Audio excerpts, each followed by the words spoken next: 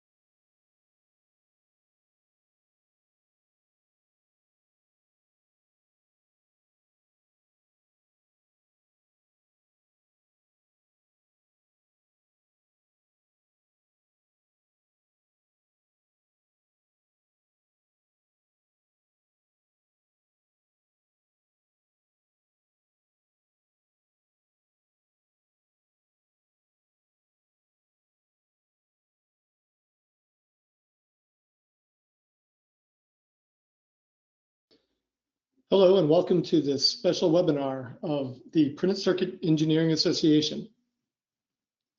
My name is Mike Buto and I'm president of PCEA.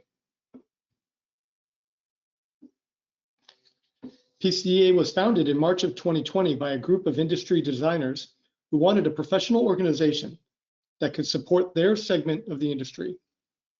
Until then, designers were sometimes on an island in the industry and even within their own companies. Other professions had specific organizations to represent them, but printed circuit designers were kind of on their own. Our founders set forth the vision to collaborate across the industry, educate future innovators, and inspire a global community of professionals in collective excellence. PCEA is a bottom-up organization. We focus on advancing the career of the professional electronics engineer and advancing technology through shared knowledge and collective experience. PCA is not exclusive to designers or design engineers. In fact, it's critical that the entire supply chain be involved to ensure new design concepts get pushed downstream to manufacturing, while the manufacturing constraints are properly communicated upstream to design. We do this directly through conferences, webinars, and related programs, such as the Certified Printed Circuit Engineer curriculum, and through our local chapters.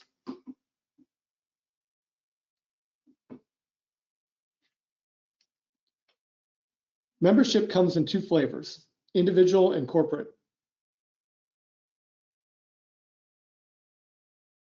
Individual membership is free and allows access to, among other things, our Discord server.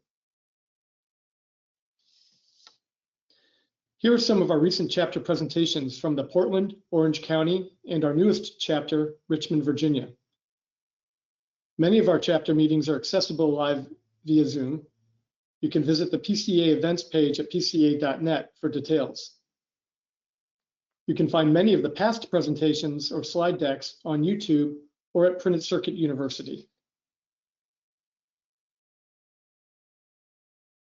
And these are some of our coming events, including chapter meetings and PCB East and PCB Detroit. We are expanding the PCB East Technical Conference to include FPGA design and electronics assembly. PCB Detroit is a new event just launched earlier this year. It's a 2-day conference and 1-day exhibition.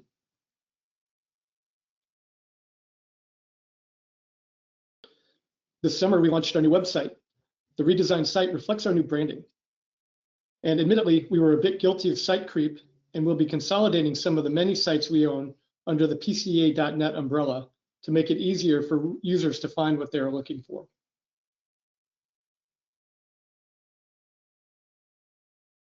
I'd like to mention our Certified Printed Circuit Designer program, which features 40 hours of live instruction on nearly 70 topics, the 400-page Printed Circuit Design Professional Handbook, and an optional certification exam.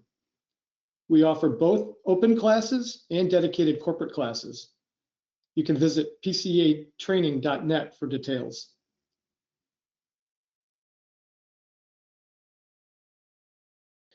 Regarding today's presentation, the question and answer function is activated and may be accessed in your control panel. Please feel free to submit questions at any time. Questions will be answered at designated times throughout the presentation. Attendees are automatically muted and the speaker cannot see you. The chat function is not active, so you will not be able to communicate with other attendees. At the end of the webinar, you will receive a very short survey. Please help us by completing it. I'd now like to introduce today's presenter. John Johnson is Director of Quality and Advanced Technology at ASC Sunstone. He has a master's in organic chemistry and has held a variety of engineering, quality, sales, and senior management positions with materials, technology, and circuit board companies in his 45+ years in the electronics industry. John's presentation today is PCB design for unique RF features and Ultra HDI. John, you can take it away. Thanks, Mike. Thanks for a nice intro. I'm going to go ahead and get to my screen here. And can everyone see that okay? Mike, can you see it? Yes, I can, John. Great. Awesome. So, yes, I'm with American Standard Circuits and Sunstone Circuits, recently rebranded as ASC Sunstone.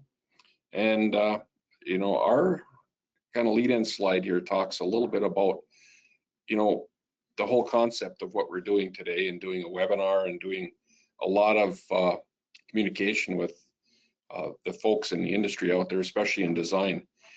So collaborate to win is a real important tagline for me. We work with our customers very, very closely when they have new designs coming up, and I encourage that when you do have complex designs, especially, to get with your manufacturer early on. You know, it doesn't necessarily have to be just us, but make sure you get them involved, because that is very, very important. It will save you money in the long haul, and it will make it a lot easier to get boards manufactured on time and to the specifications you want.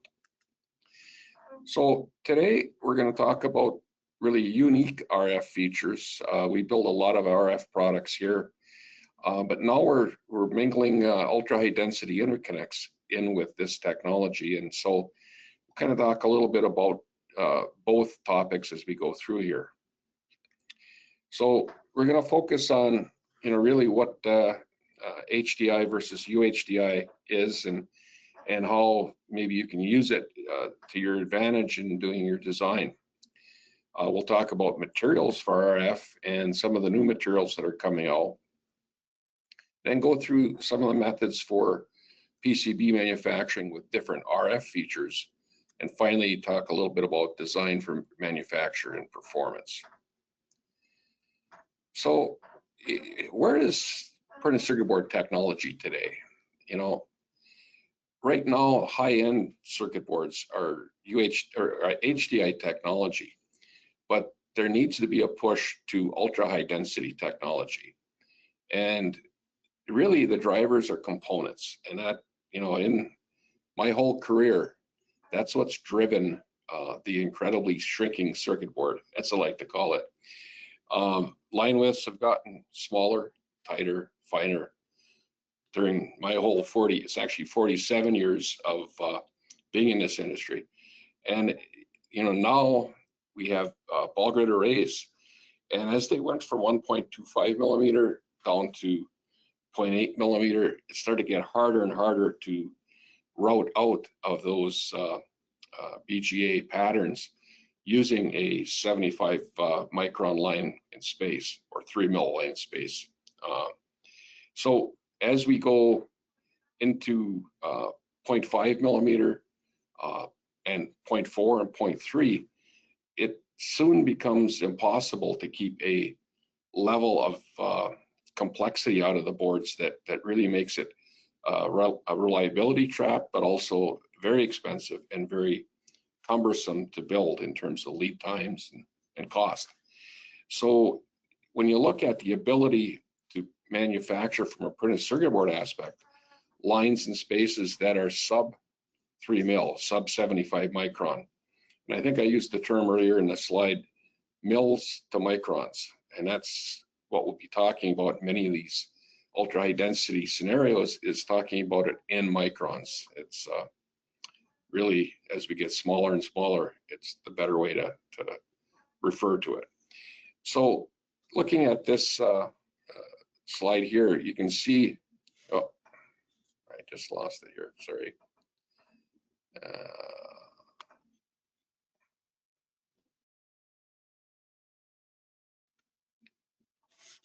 Let me get back to where I was. All right. So looking at this slide here, it shows the benefits, or the changes, I guess, really, of going from a standard printed circuit board technology 3 and 3 for a 0.8. Tom? Yes. Right now, I'm sorry to interrupt. Right now, I'm just seeing the title slide, not the individual slide that you're on. Okay. Sorry about that, Mike. When I reduce the sidebar here. Here, are we? Okay.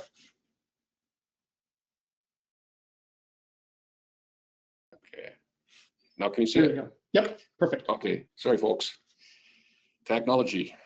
Anyway, so as we look at this PGA on the left here, that's a 0.8 millimeter pitch, and it, you know, when we're looking at it with a 3 mil line in space, or 75 micron, and then taking it to the next technology down, which is a 0.3 millimeter pitch, you know, we can get that same 20 by 20 grid routed out in 3 routing layers using a 25 micron line in space, or 1 mil.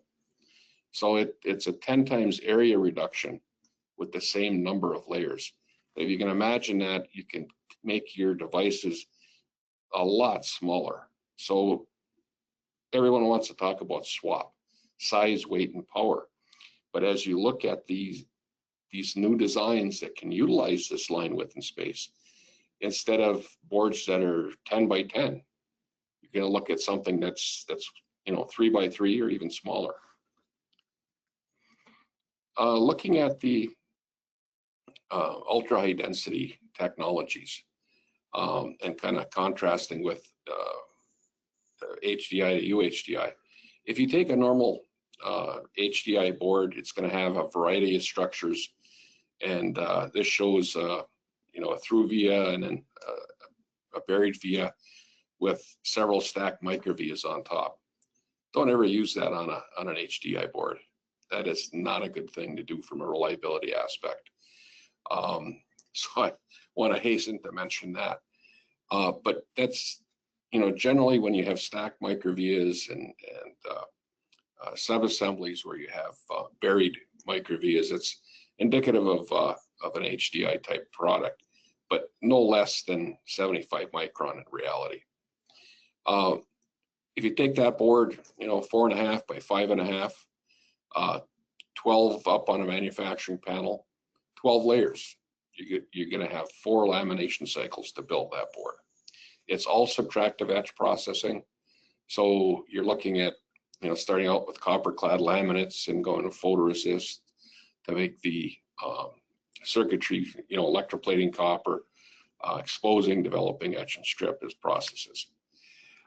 When we start looking at going to UHDI, there's a couple of different ways we can build those types of products. So going down to about 25 micron, we can use ultra thin foils.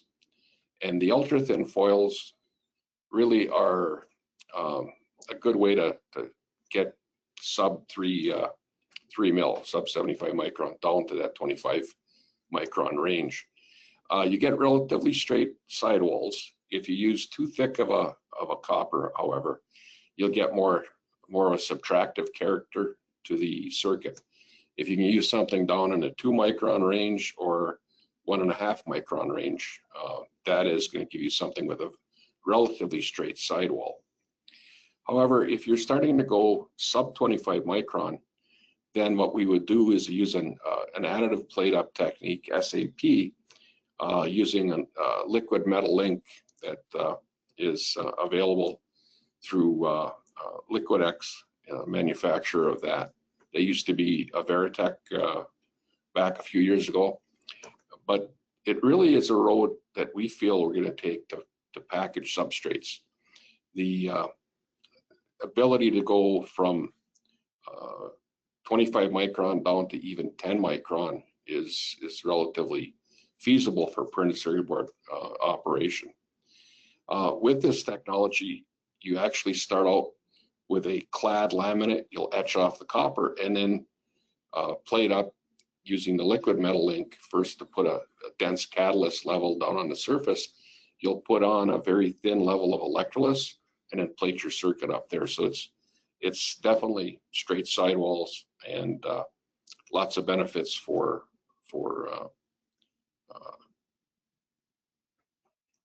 controlled impedance and signal integrity and things like that, which we'll kind of talk about. So comparing the ultra high density design to the ultra high density scenario, you're going to have a board now that instead of 5.4 by 5.5, you're going to be 2.7 by 3.6. That means you can get 3 times the amount up on a manufacturing panel. And instead of 12 layers, you're 8 layers. There's only 2 lamination cycles in this stack versus 4 lamination in the other stack.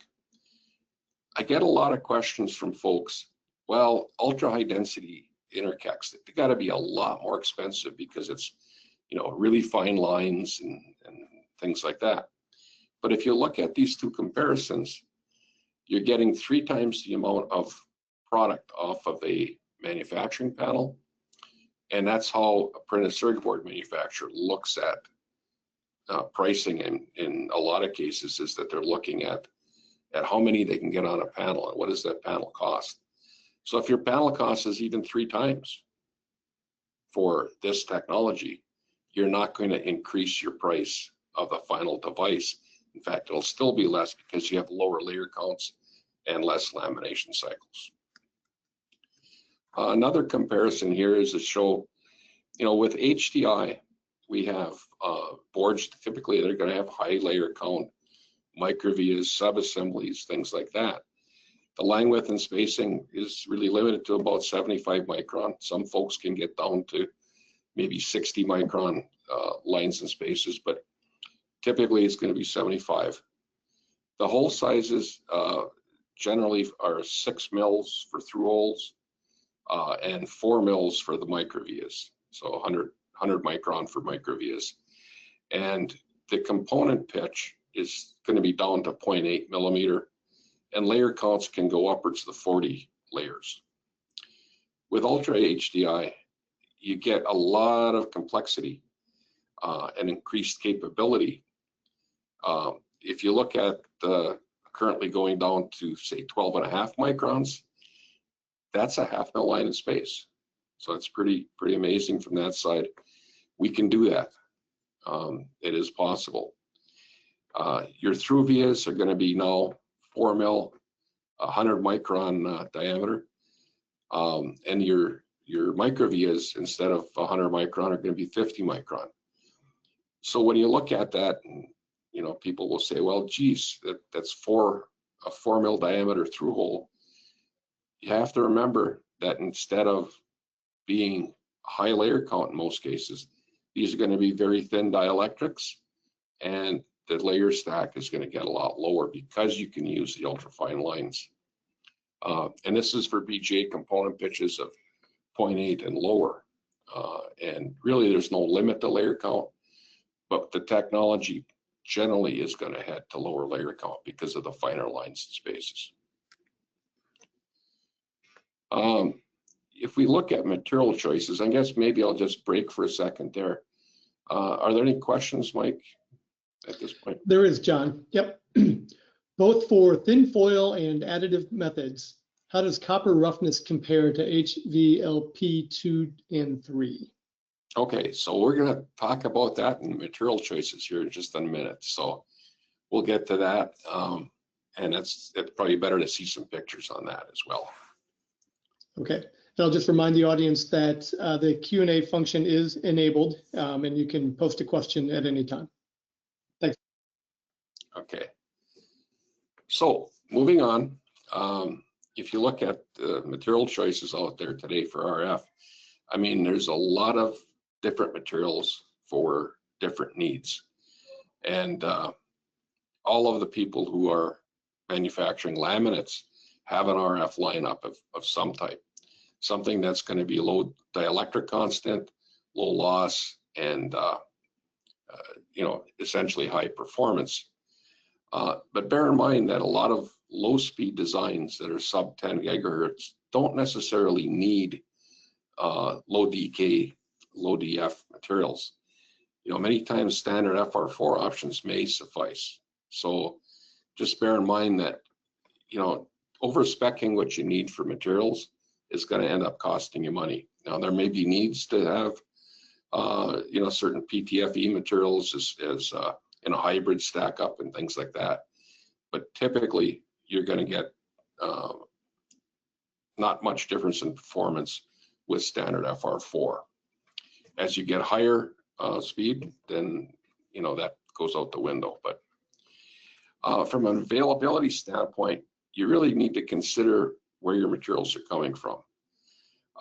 There's materials that are readily available today in the US, in North America, and it makes it a lot easier for acquiring those materials. There's generally a better stock. There's some materials from Asia that are stocked here in the US or in Canada, so that's an advantage.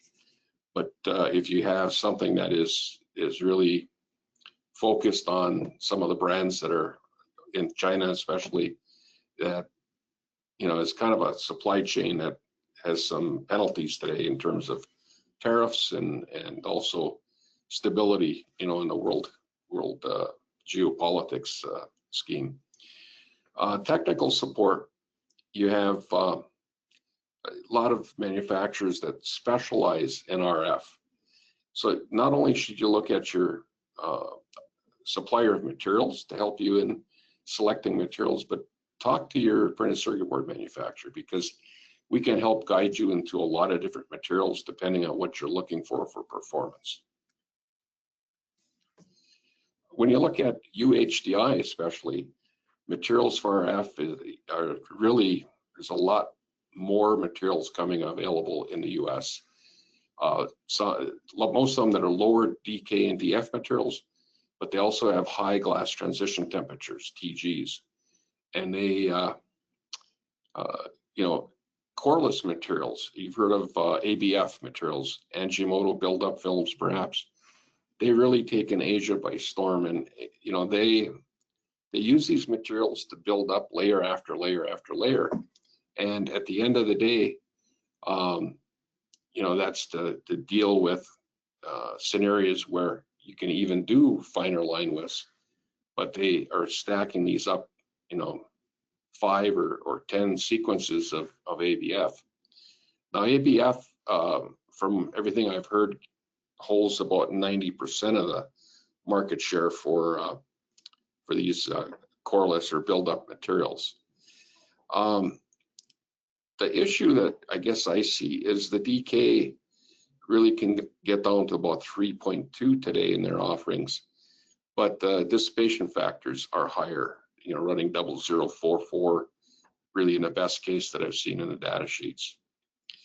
So in the US, what do we have? In North America, we have AGC, for example, has a fast rise TC that has a TG of 225C, up there quite a bit. The DK values on this are 4.8, so it's higher, but the dissipation factor is 002. And because of that high glass transition temperature, it does not have a lot of Z-axis expansion. So the reliability is a lot better. And, you look at processing, you're barely going to be at the TG when you get to reflow temperatures. So that is in itself causes a lot less stress on your microvias or your through holes or your blind and buried structures. There's a new company out there that is in Sparta, Wisconsin, ACCM, and they have a brand of material they're calling Celeritas. It's this particular sub-brand of that I'm referencing has decay values at 2.8 and dissipation factors at 0.007. So if you're looking for something with almost no loss, that's interesting to look at. And that's at 40 gigahertz as well. And at TG is running 215, and the Z-axis expansion, of course, is relatively low. This material has some reinforcement, but it's not traditional glass type reinforcement. So Isola's Tachyon 100 is something that we use quite a bit. Its decay is down around 3 and dissipation factor is 0.002. That TG is up at 215 as well. So again, you can see the trend on a lot of these materials are high TG to reduce the amount of Z-axis expansion and make a lot of these multiple stacked microvia structures more reliable. Rogers has a 29 bond ply. You can see the values there. So that's really the key here is getting the high TG and a low coefficient of thermal expansion, both in the Z and in the X and Y. With a lot of these unreinforced materials, you have the same X and Y growth that you have with the Z-axis.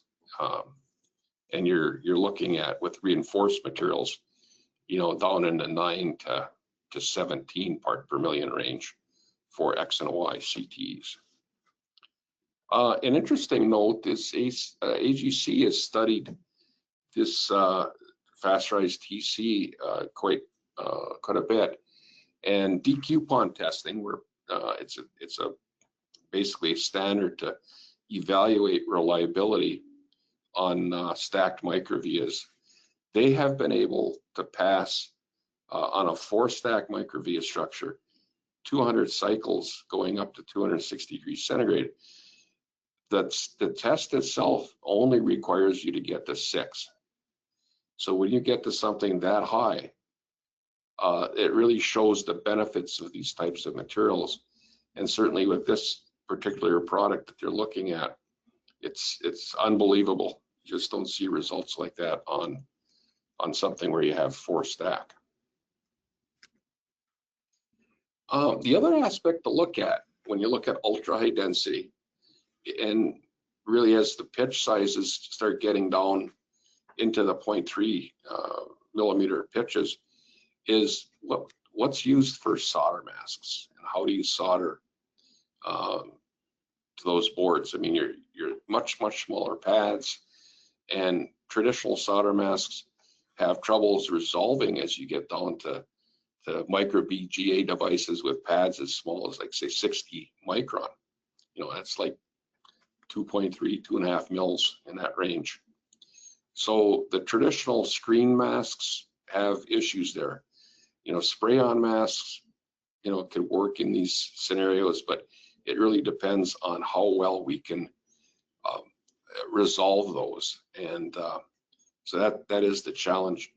There is a new mask out there from Tayo. It's a dry film solder mask, which is something that was a big deal in the industry 20 years ago. But this material is very thin. You can get it down to 15 micron, and it will resolve these small features very well. And it forms quite a nice mask coating.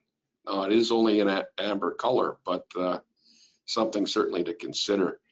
It is currently just available out of Japan, but it is something that in the future, when you have these very dense, small pad diameter designs, that we should look at. You can take standard solder mask, screen solder mask, and get down to 60 micron as well by tweaking it. But you still have to get your thickness down in the 15 to 20 micron range.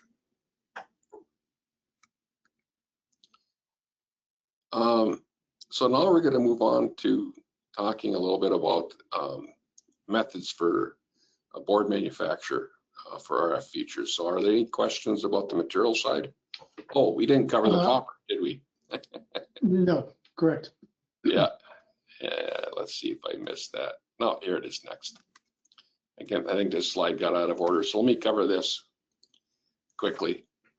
So we look at really the impedance and signal integrity.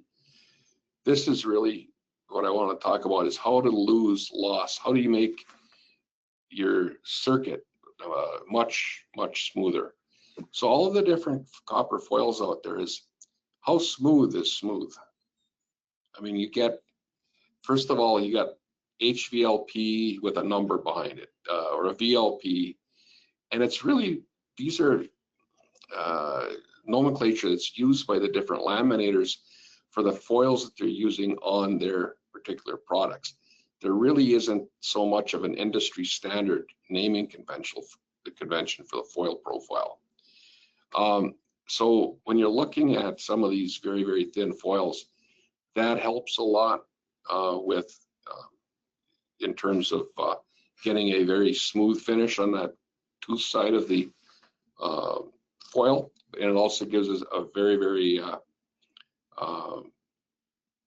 good surface if we do a SAP as well.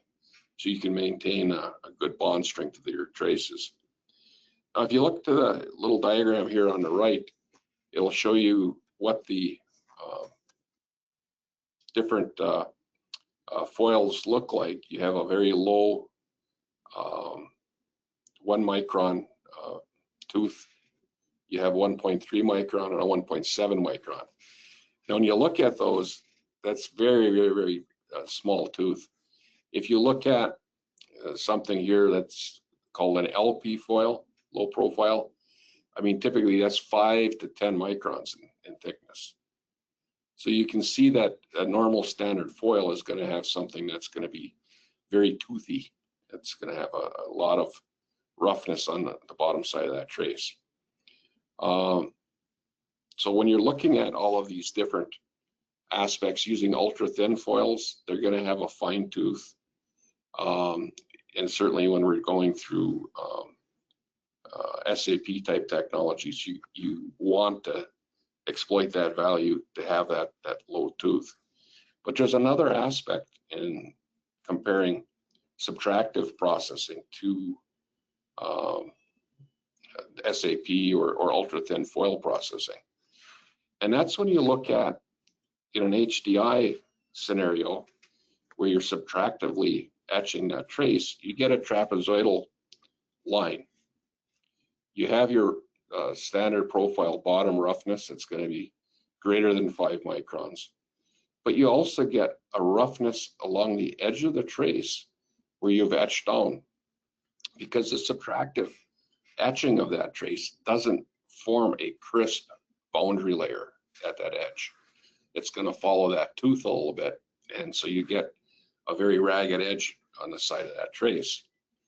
Using the Ultra HDI with a low profile foil down in the 1 to 2 micron range, you're going to get something that is very flat there, but your traces are going to be very, very much straight walled, and when they meet the surface of the laminate, you don't get that edge roughness. You know, you have a very thin foil etch away that and low profile, so you don't see that raggedness. Or if you're using SAP, you don't see it at all, because that trace will go right straight down to the surface of the laminate. So there's, you know, a lot of benefit to look at these products for signal integrity. Going a little further here, you can see how that line looks. Now, folks that look at this tooth down there, they'll say, oh my God, that's really rough. Well, that little bar down here is 1 micron, you can see. So at worst case, this is a 2-micron tooth going down. What's deceiving is the trace is only 11 microns wide, and it's about 17 microns tall. So in that scenario you have there, you can see the straightness of the sidewall. You can see the fact that we're etched away all of the other copper, and you have, not much reduction of the trace. Using the ultra high density technologies, either the ultra thin foils or the SAP type technology, these straight sidewalls are really the key, and it allows you to reproduce the design trace really very, very close to what you originally designed it at. So if you're looking for a trace to produce 50 ohm line, we can build this using ultra high density technology and get you within 3% of that 50 ohms on the first attempt. A lot of times a printed circuit board manufacturer will say, yeah, we can build that design plus or minus 10%, no problem. And at the end of the day, you find your design on the first build maybe over 10%, maybe 15%. Now that can be tweaked down, but certainly this technology helps bring it in the first attempt down where you need it. There is typically only about a couple of microns line width reduction in even the worst cases that we've seen. So you can hold that pretty close. The other part of it is this shows an 11 micron line. But we have designs from our customers that, are for antennas or things like that in an RF scenario. And they don't want the line to be plus or minus a tenth on either side. They want it to be 4 mils or 5 mils, dead on in width.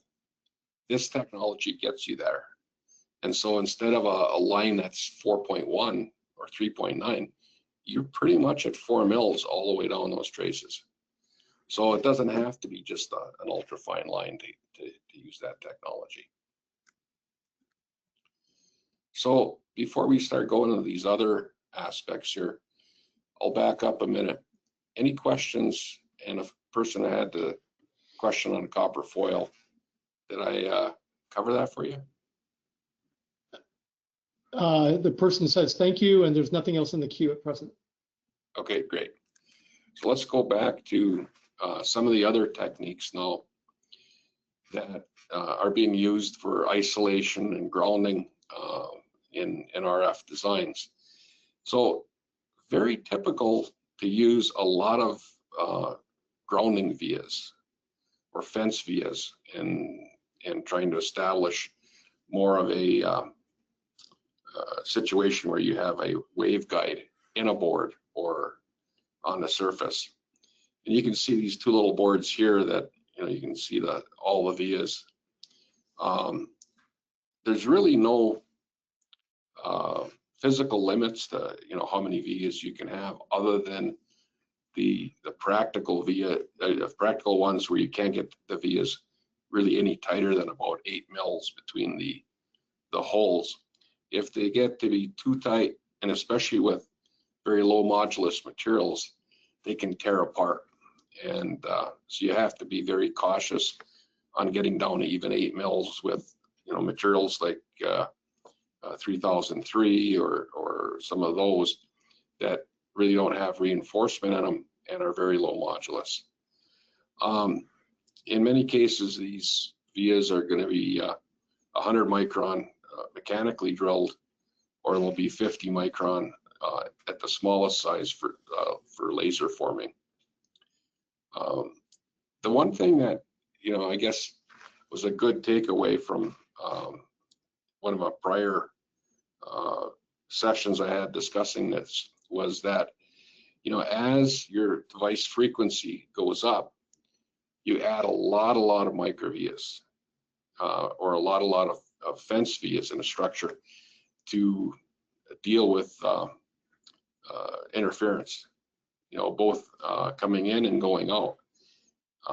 But there's a guy that has been in this industry for quite a long time, and I listened to his presentation about using the fence vias, and he says generally we use way too many of them, and so you can take that for face value. But Rick Hartley is the one that had gone over that, and I guess that kind of impressed me, because sometimes we overdo things, both in spec and in situations like this. So when we look at fence vias, I guess the way I look at them is, if you're driving down a road with telephone poles, and the faster you go, the closer those poles look. If you look at fence vias and high frequency, high speed, those vias are tighter and tighter together. We're trying to make as many vias on this as possible. And when you're doing complex multilayers, folks are, more and more trying to go to stacked microvias to create that situation. Every time you do a stacked microvia that is copper filled, you are creating a scenario where you have a separate lamination, but you also have a very long plating cycle to actually copper fill those. And that tends to be conflicting when you try to use ultra fine lines. So each time you go up a level, it's going to be a couple of weeks, and you're going to add a couple more days on it to do the copper filling of those microvias, plus other yield issues. We're kind of introducing a different aspect, which I'm kind of calling a ASC's via wall. Instead of using a stacked microvia, stagger them, and you can get the vias in any given layer closer together, and you can stagger those. So instead of a bunch of fence poles, you have something that looks more like a screen door to a mosquito. So it's blocking more of that signal going out. It can be denser via structures, and you don't have to plate those solid with copper, because you're not stacking those vias on top of another via. So, if I were to say there's a good takeaway here, when you're doing this can reduce your lead time of these boards dramatically and allow it to work with a lot of finer lines on those given layers should you need them.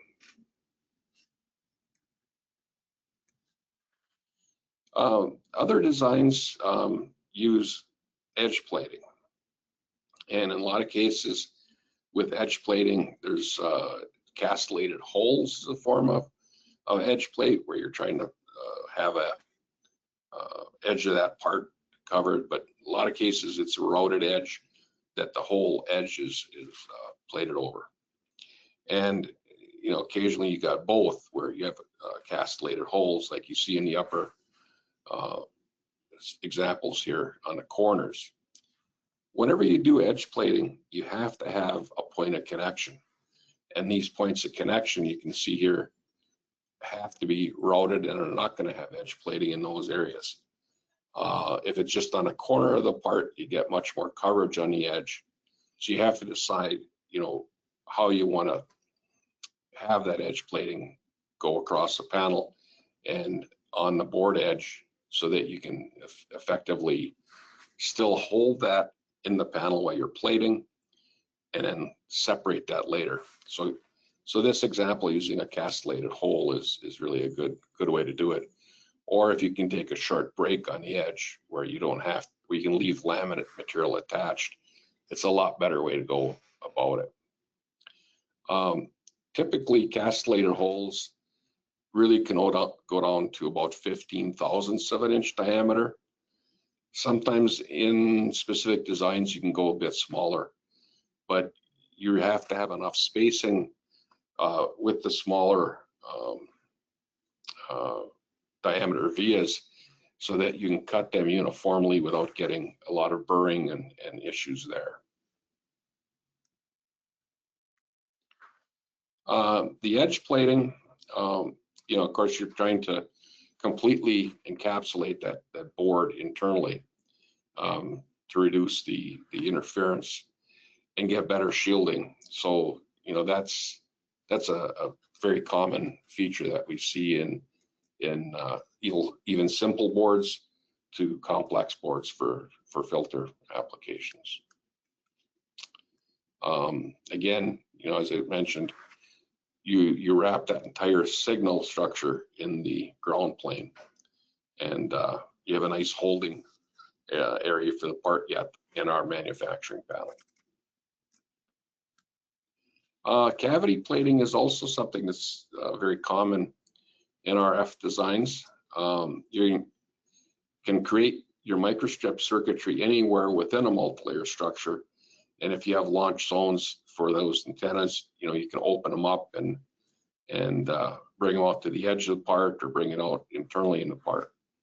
It also creates areas with a cavity where you can actually put chips down and solder those chips within that cavity. So, you know, you get a closer attachment. You can reduce the need for signal vias and get that component placement in. And there's a couple of examples here that you can see where we have edge plating or even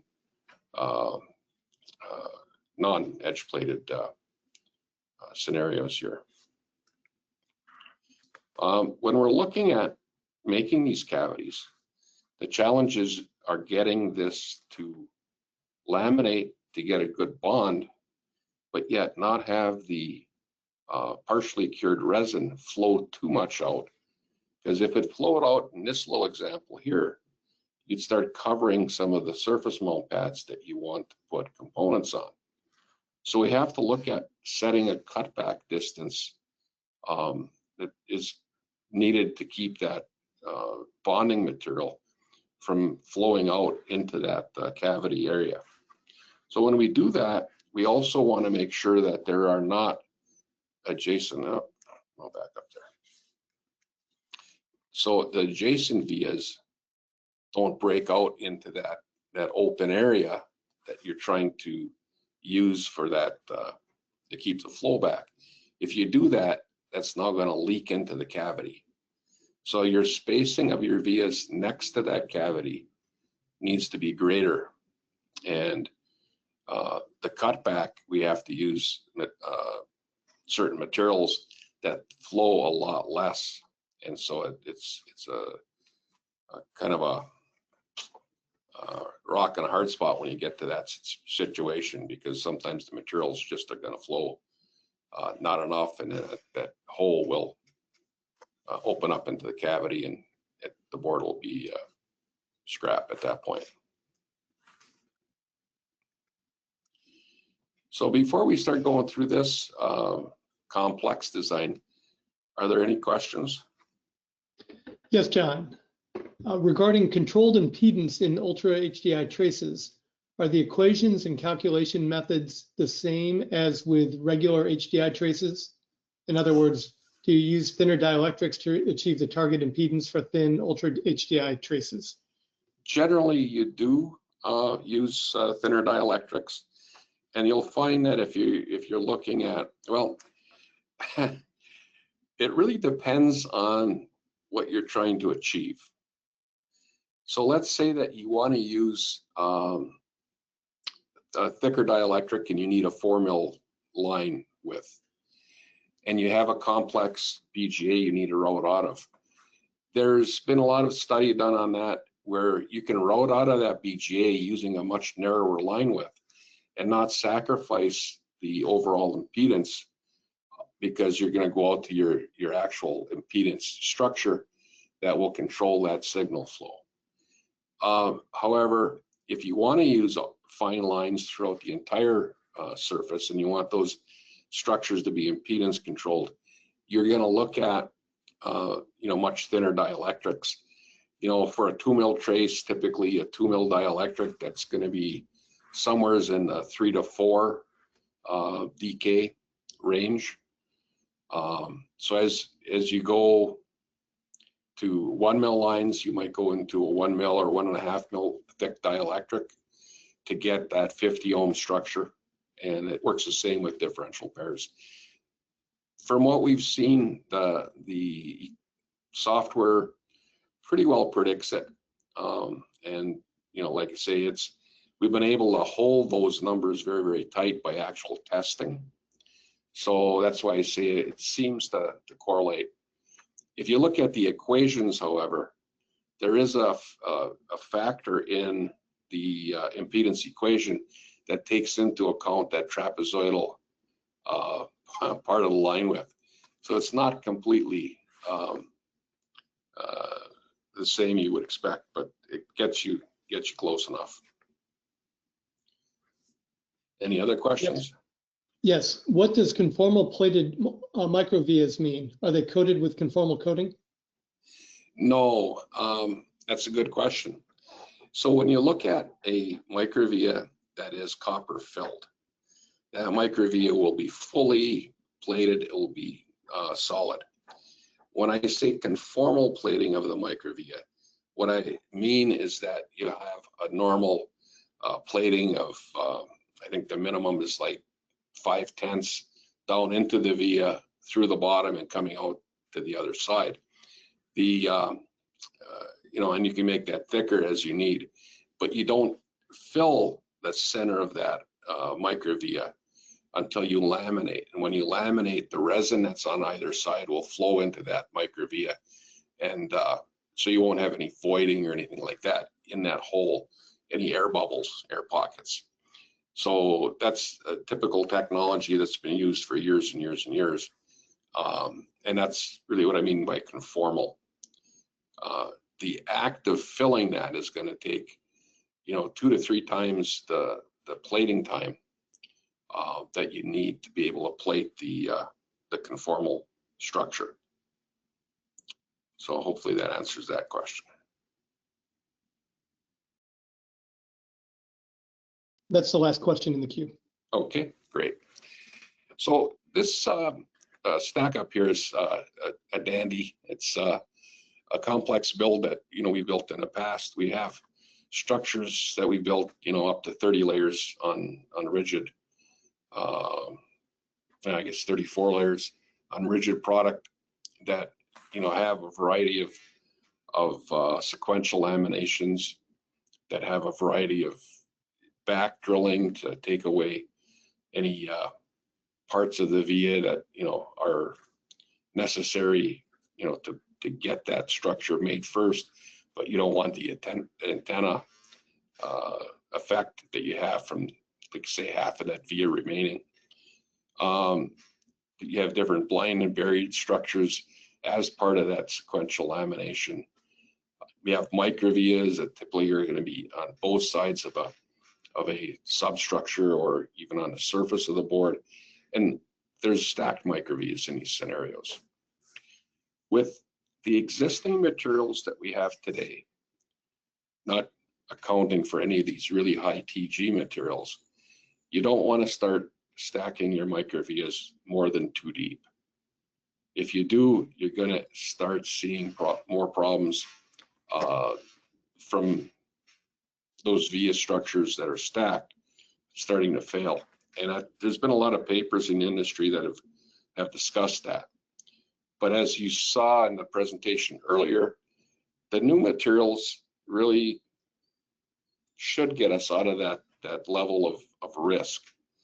Now, it's just more than materials, however. It's a lot with the printed circuit board manufacturer and how well they prep those vias and how well they plate them.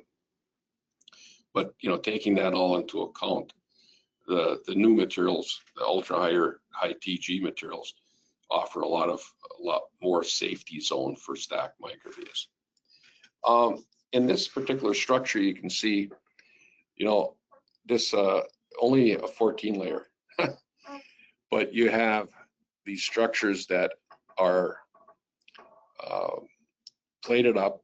You have 7 laminations that take place to create this board. There's 10 levels of copper plating. So when we look at something like this, it's just a 14 layer board. Well, you can't build that in 3 to 4 weeks. Every time you go through a sequential lam, it's going to add a couple of weeks to your lead time. Back drilling, depending on how many steps of back drilling you have, can add days to weeks in terms of the structure. Every time you do a microvia, again, it adds more time. Every time that you put in a stacked microvia, it adds more time because of the plating thing we've talked about. So this 14-layer board, instead of being 3 to 4 weeks, is going to be upwards of 12 weeks to build because of the density here, or maybe even longer, depending on unique parts of the design that we have to deal with. So when you look at this, you can take a design that's 14 layers like this and use finer line widths to get around some of the aspects of the density of the structure, and reduce the number of stacked microvias, reduce the number of sequential laminations. You end up saving yourself a lot of money. You end up saving a lot of time for the build, and overall it will give you something that is much better for the long-term reliability. So the biggest thing is sequential laminations do allow the use of multi-materials. There's a lot of people that like to use hybrid structures where they mix FR4s and PTFE. But you just have to bear in mind that each time you have to laminate that, you need a couple of weeks, 1 to 2 weeks to get through that. So it's adding lead time. Hybrids are good because it reduces the cost of the PTFE material where you don't need it. But again, you have to marry those two together. And when you create a via structure on hybrids, you have to be cognizant that the Teflon does tend to smear a little bit, and it etch backs different than the FR4. In fact, PTFE really doesn't etch back. And you have to bear that in mind. And as you go through, any areas that have PTFE cores in there, you have to do a special Teflon activation cycle during plasma to get it even to wet without doing that. So sometimes a PTFE structure that is a full structure rather than a hybrid is easier to build. There's also in boards, there's options for embedded capacitance, resistive materials. We do a lot of work with the Tyser and Omega Ply type materials, embedded capacitance, the Farad Flex or DuPont's got a Intera material. So we can build that into the board. That helps. We do a lot of things with metal cores or carriers for the boards, especially in RF scenarios where you need a carrier for certain RF needs, but you also can have thermal dissipation needs, and we can deal with that with the metal cores or with carriers, or even putting copper coins into the structure where you have selective heat removal in areas compared to using just a thermal dielectric. The metal cores, you can use that in a scenario where you put multi-layer boards on either side, and you can connect those to aluminum or copper using a thermally conductive dielectric material, anywhere from 2 watt per meter Kelvin up to 15 watt per meter Kelvin. There's a lot of options, so when you have heat issues, you can get that out of those boards a lot easier. Filled or unfilled vias, depending on what you want to do, what your bonding media is that we're using. As I mentioned before, cavities are going to need low flow materials. I guess in terms of filling of the vias with resin or not filling in with resin. I should point out that when you're trying to use ultra high density technology on the same level that you have filled microvias and VN pad plated over, you've now plated that surface up multiple times. So you can still use ultra high density circuitry in that area, but you have to make allowances to pull back the rest of your planes so you can create a selectively plated area for those structures. I guess, and the bottom line is that the more you can use UHDI in these designs, the more you can drop your complexity and you can improve performance.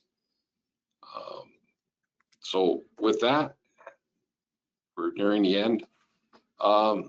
Closing thoughts is, if you use UHDI technology, as I mentioned, it's a wider freedom in design. The key here is, though, to not use your toolkit the way you're using it in HDI.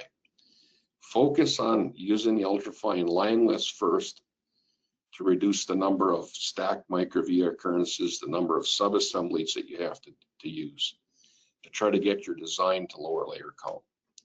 When you can do that, that's where you can save yourself the most in cost and produce a part with better reliability and to make it much more manufacturable and in less lead time. The products today, you know, as we go up in frequencies, will require these better materials and methods to build it. So there's a lot of exciting materials coming out there in the marketplace and from a lot of different manufacturers. So that's the good thing. Again, the best approach is to partner with your material supplier and your board fab supplier early on, because we can help guide you in your design and get rid of some of the problems before they even occur. So, any more questions? There's a few. On the stack up example, given the high lamination cycle, how big was the board and what was the yield percentage? That's a good question. You know, I'd have to go back. I'd have to go back and look at that. So if you look at the yield percentage on that, first time out of the gate for a design like that might be as low as 50%. As we get subsequent builds, then the yield is going to improve. Overall, our yields run pretty high. Obviously, boards like that have a lot more opportunity for yield reduction. And then the first part of that question, Mike, was? How big was the board? The board in that case was fairly large size. That was about 8 by 10, I believe. So, and as you look at it from that perspective, that also impacts manufacturability and yield as well. Next, certainly, sorry. Go ahead, yeah. What are the implications in terms of manufacturing and especially positioning and registering accuracy when using broadside coupled lines? Do we have any relevant experience or insights we could get? Well, when you're using this technology, the line placement, the accuracy, the registration, all these things are better using a UHDI style technology. Line width definition, I think, is a lot better than what you would ever see with subtractive technology. You know, I can't get into the depths that maybe you would need to hear because I'm not an electrical engineer. I guess I should have said this in the beginning. I'm just a damn chemist. No. Anyway, but with that, you know, if you look at the experiences we've had, there's been just remarkable results, you know, using these different line cross sections than the typical trapezoidal scenario.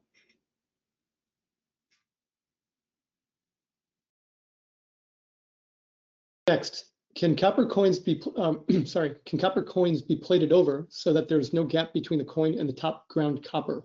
Yes, absolutely. We do that quite frequently. You know, of course, the challenge always is to keep that surface relatively planar. But we can do that typically within, you know, a mil bump to the top, or a mil reduction from the surface, a dimple, if you will. We can get it relatively close, though, to the entire surface.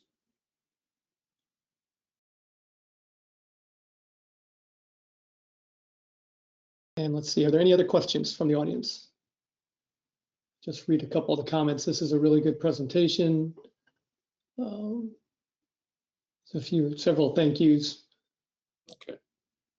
Well, great. It's, you know, I really enjoy doing this, and it's anything we can do to help at all, certainly reach out, and just remember, we're in this together. So it's always better to work on the projects as you get them. So if there's no other questions, thanks everyone. Thanks for listening. Here, thank you. It's been very informative. Will this presentation be posted to your website? John, I believe that you have these on the ASC website, in Yes. addition to several others. Yep. Yes. Yep. And yes, and we will share a copy of this presentation. You can actually grab the slides in the handouts. But if you want to listen to this again, you will receive a link within the next 24 hours where you can review this as well. We have another one. I'm new here. How can I join the course? If you're referring to PCEA, you can go to pcea.net, and there is a sign up for individual membership. It's free. If there's something else you're referring to, please let me know. I want to thank everyone for joining us for PCB design for unique RF features in UHDI. As I noted, you will receive a link to the on-demand recording shortly. This webinar has been sponsored by PCB East, the electronic industries trade show for the East Coast, coming April 28 to May 1st to the Boston suburbs. Visit pcbeast.com for details. And of course, thanks to our presenter, John Johnson of ASC Sunstone.